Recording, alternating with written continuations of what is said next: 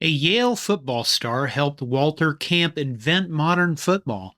He set a world record in track. He became a doctor. Then his alma mater rejected his revolutionary offense with one sentence: "We will not take football lessons from a Western university." That arrogance lasted up until the losses piled up. Desperate, they finally installed his system, and it saved Yale's season. But the irony wasn't just that Yale had to look west for salvation. The irony was that the outsider who invented this revolutionary offense wasn't an outsider at all. He was a Yale man, a former teammate of Amos Alonzo Stagg and a disciple of Walter Camp. He is the link between the dawn of football and the modern NFL. This is the story of the most important football coach you've never heard of. To understand Henry L. Williams, you have to understand what Yale football was in the late 1880s. Yale dominated college football the way the New York Yankees dominated baseball in the mid-20th century. Between 1872 and 1909, they claimed 18 national championships. They didn't have any losing seasons during that entire span. And the architect of that dominance was Walter Camp. I've done a full video about Camp on this channel. The short version is that Camp took what was essentially rugby with American brutality and systematically transformed it into a different sport. The line of scrimmage, the snap from center, the downs system, the 11 men per side, all Walter Camp. When people call him the father of American football, they're not exaggerating. When Henry Lane Williams arrived at Yale in 1887, he walked directly into Camp's laboratory. Williams played halfback from 1887 to 1890, and I want you to appreciate how stacked those Yale rosters were. His teammates included Amos Alonzo Stagg, who would go on to coach for 57 years, and Pudge Heffelfinger, widely considered the greatest player of the 19th century. In fact, the roster was so deep that future Hall of Famers like Pa Corbin and Bum McClung were just guys fighting for snaps. Williams wasn't just on a good team, he was starting on a squad that was essentially an all-century team in the making. Here's where Williams separates himself from being just another talented player. Sometime during his years at Yale, he and Camp collaborated on the tackleback formation, pulling a tackle out of the line and stationing him in the backfield as an extra blocker. In an era of mass momentum plays, that extra body at the point of attack was devastating. Williams didn't merely learn football from Walter Camp, he helped invent pieces of it alongside him. I should also mention that Williams was a world-class track athlete. In his senior year, he set a world record in the 120-yard high hurdles. A world record. The man was a legitimate multi-sport phenomenon. But professional football didn't exist yet, and the modern Olympics wouldn't resume until 1896. So in 1891, Henry Williams started coaching. Williams' first head coaching job came at West Point, where he used the tackleback formation to give Army its first ever victory over Navy. He went 4-1-1 and then enrolled at Penn Medical School, paying his way by coaching football at a Philadelphia prep school for 7 years. By 1899, he was Dr. Henry L. Williams, a Yale man, a world record holder, a physician, and a football coach who had learned the game at Walter Camp's elbow. He was 30 years old, and he was about to receive an offer from Minneapolis. The University of Minnesota football program in 1899 was a mess.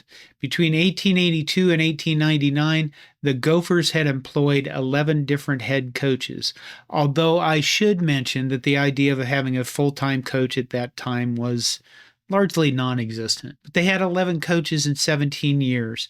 There was no system, no continuity, no identity. When the university offered Williams the job, the terms were modest. A part-time position at $2,500 per year. He could continue practicing medicine. The arrangement was supposed to last 3 years. It lasted 22. In his first season, 1900, Minnesota won the Western Conference Championship. They went 10-0-2, outscoring opponents 299 to 23, and Williams was only getting started. I want to give you some numbers because the numbers tell the story better than I can. In 1903, Williams' fourth season, Minnesota went 14-0-1. That season, the Gophers outscored their opponents 618 to 12, and that wasn't even their peak. The following year, 1904, they went 13-0 and outscored opponents 725 to 12. To put that in perspective, Minnesota was averaging 55 points a game in an era when touchdowns were worth 5 points and forward passes were illegal. They were so dominant that the only drama in Minneapolis wasn't if they would win, but if the other team would survive the afternoon. From 1903 through 1905, Minnesota ran off a 35-game unbeaten streak.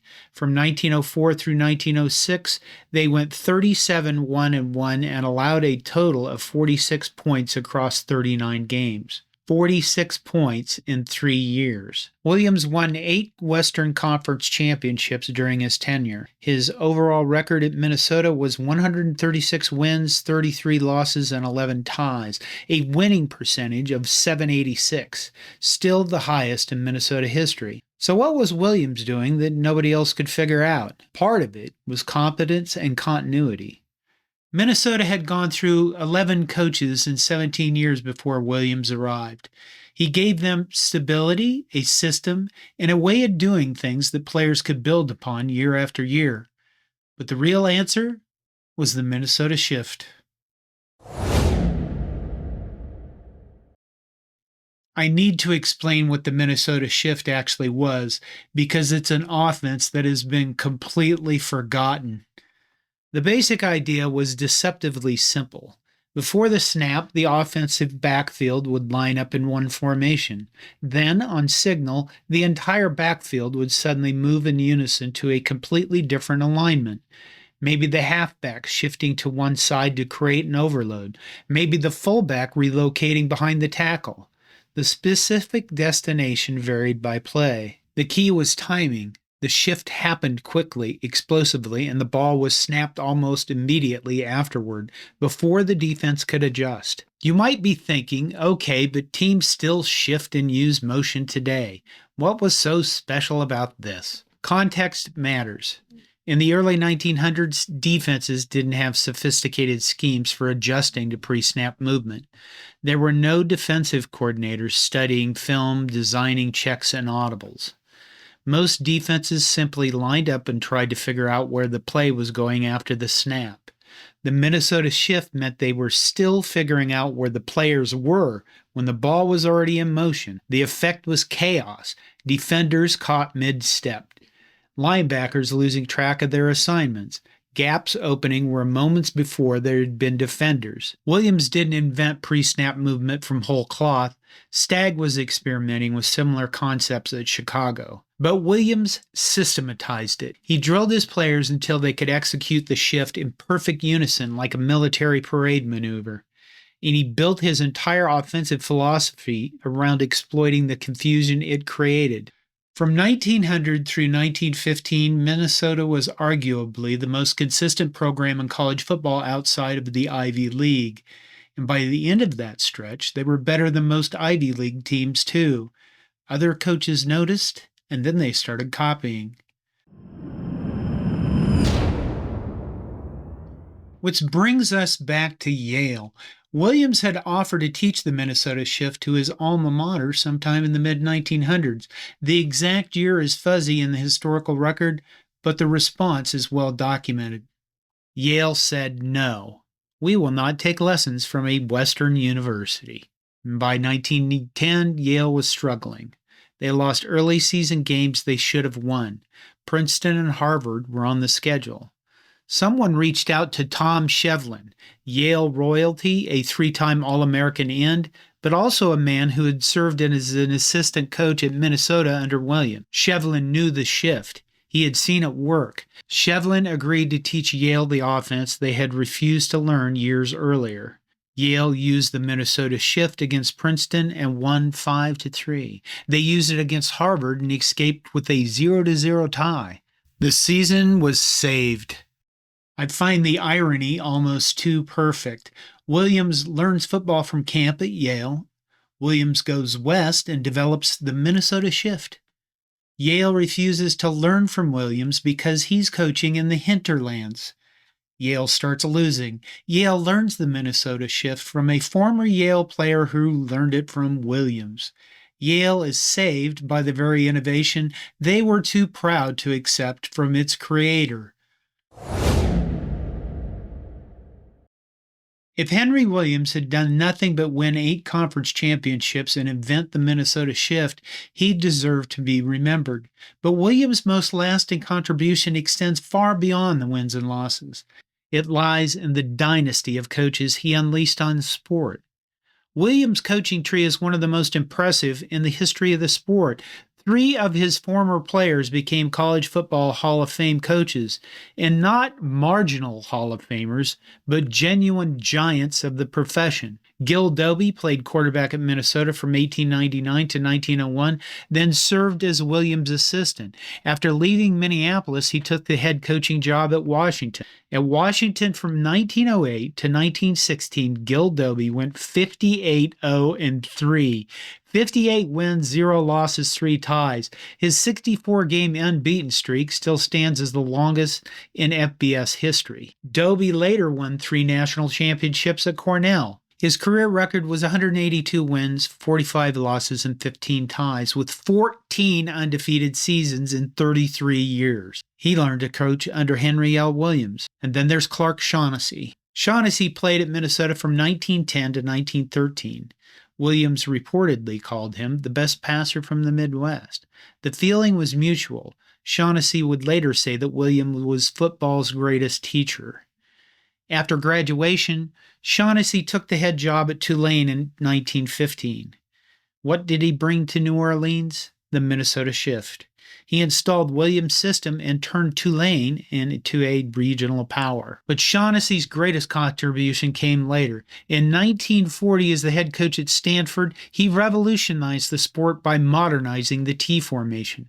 I have a complete video about that, and you should watch it. The modern T became the foundation for virtually every offensive system that followed. The Chicago Bears adopted Shaughnessy's system that year and won the NFL championship 73-0. Think about that. The DNA of the most famous blowout in NFL history can be traced directly back to the lessons Shaughnessy learned in Minneapolis decades earlier.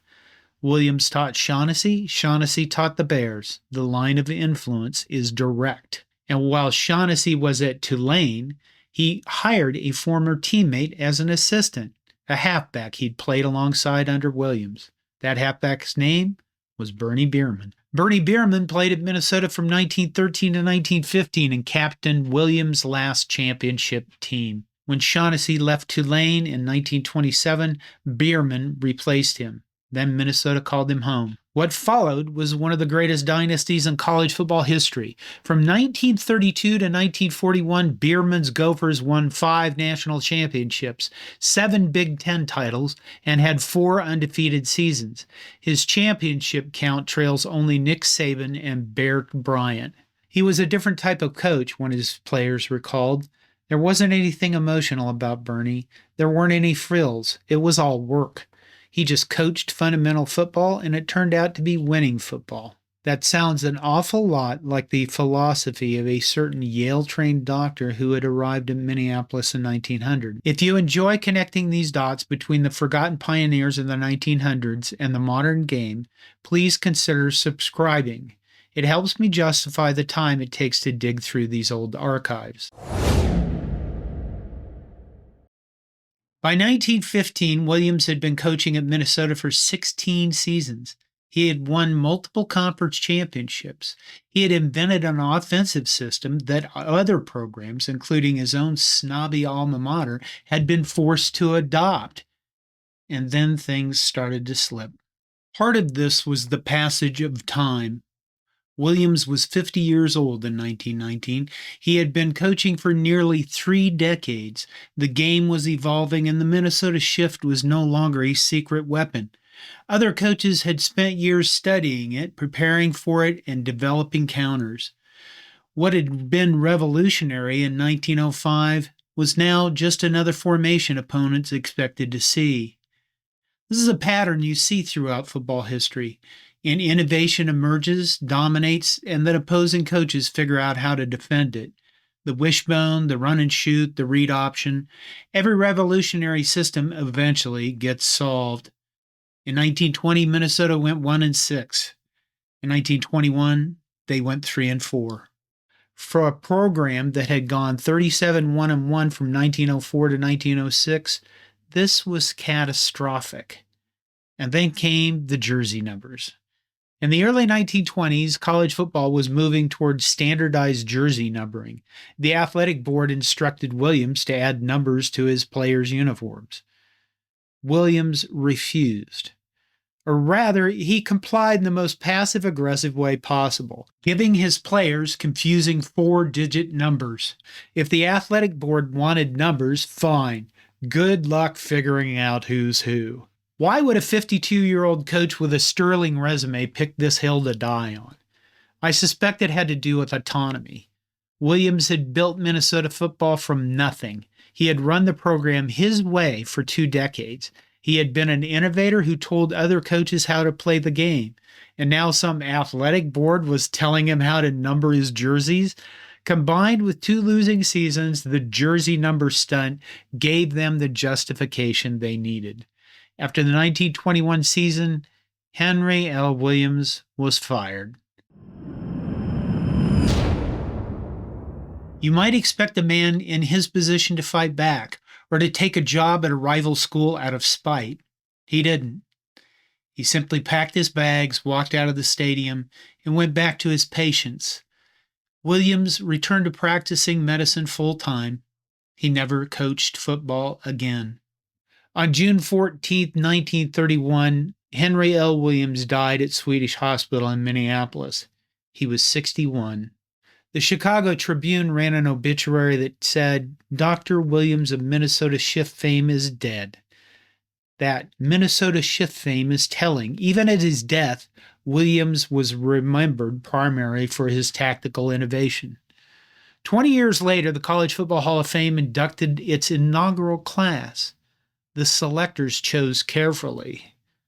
Walter Camp, Amos Alonzo Stagg, Pop Warner, John Heisman, Newt Rockne, and Henry L. Williams was inducted alongside them.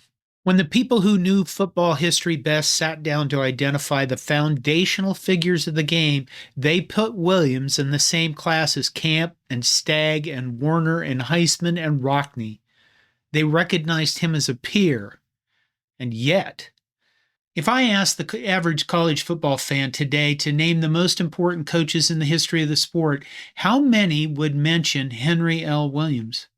Camp, they might know, the father of American football. Stagg, maybe. Pop Warner, certainly the youth football organization bears his name. Heisman, the trophy. Rockne, the movies. But Williams is faded. The Minnesota Shift isn't taught in coaching clinics anymore. The Gophers haven't been a national power since the 1960s. The man who connected Camp to the modern game has become a historical footnote. Williams Arena, the home of Minnesota basketball, is named for him, but I'd wager most students who attend games there have no idea who Henry L. Williams was or why the building bears his name. History simplifies itself. The further we get from an era, the fewer names we remember. Camp, Stagg, Warner, Rockne, these names survived because they became brands, because institutions and trophies and youth leagues kept them alive. Williams had no trophy named for him, no youth organization bearing his name, just a basketball arena in Minneapolis and a line in the record books. But the game remembers him whether we do or not. Every time an offense shifts, every time a defense scrambles to adjust before the snap, the ghost of Henry L. Williams is there on the field. You just have to know where to look.